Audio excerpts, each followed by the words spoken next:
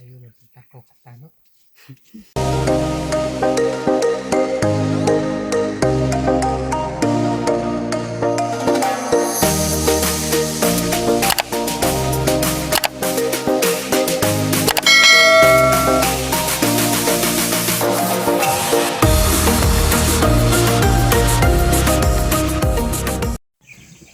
So hello po mga kababayan. So nandito naman tayo ngayon sa ating gulay. So check namin kung marami pa bang mga yung sira sa kanyang bunga ng ating kamatis. So nandito rin yung mga kasamahan namin mga kababayan. At meron pang isa doon. So ang ginawa niya doon ay maglagay ng ng stick mga kababayan, no? Pero kailangan nga bakit nagdala ka ng antenna ba di? Bakit may dala kang tubig? Bisbis natin dyan sa makuhal talaga. Ilagay mo dito, ilagay mo yung ilagay bago mo dito. Ikuan itong kahoy. Kasi sobrang tigas yung lupa mga kababayan. So kailangan nga magdala tayo ng tubig para ibisbis natin dito bago natin iugsok itong kahoy, no? So sobrang tigas po yung lupa dito mga kababayan sa amin. Kasi parang ilang linggo na yung walang ulan dito. So nakita naman natin itong mga tanim nga parang hindi na masigla dahil sa sobrang tigas yung lupa. So dito nga side mga kababayan ay ito yung bagong tanim. So wala pang bunga, no? So doon sa kabila yon ang unang tanim namin dito mga kababayan. So tingnan natin, i-check namin kung yung mga bunga niya kung marami na yung mga sira ng mga bunga niya. So samahan nyo na lang kami sa pagtingin ng mga tanim namin ngayon mga kababayan. So kasama ko ngayon si Istong. Ito yung aking cameraman ngayon kasi wala siya doon sa alon. So nandito siya sa amin ngayon mga kababayan. Samahan nyo na lang kami dito mga kababayan.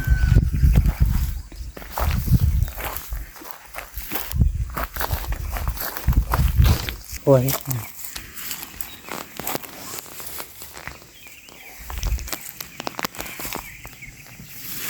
So marami ng mga bunga mga kababayan.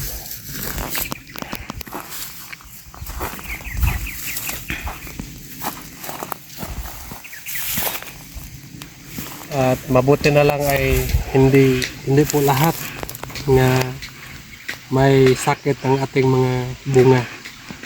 So kunti lang yung mga may sakit mga kababayan. Kailangan pa rin natin gawa ng paraan para mawala yung kanyang butoy, no? Sa mga bunga ng ating kamatis. Para pagbinta natin ay hindi mag-ano yung buyer. So kapag makita sa buyer nga pangit yung kamatis natin, so pakaayawan nila. So kawawa naman tayo, ay malulugi. So dapat nga yung mga kamatis natin ay magaganda tingnan. So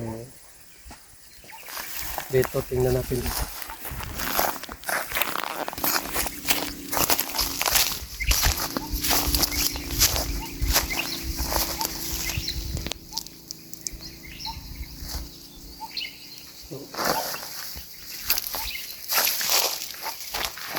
Kawawa itong ating kamatis, no?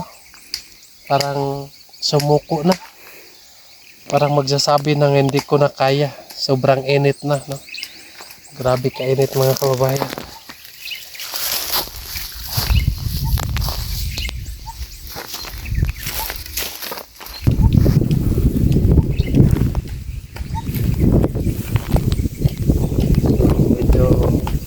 nababawasan yung kabako sa ating gulay kasi ayos lang yung iba, no? Hindi lahat nga may sira ng bunga ng ating kamatis, mga kababayan.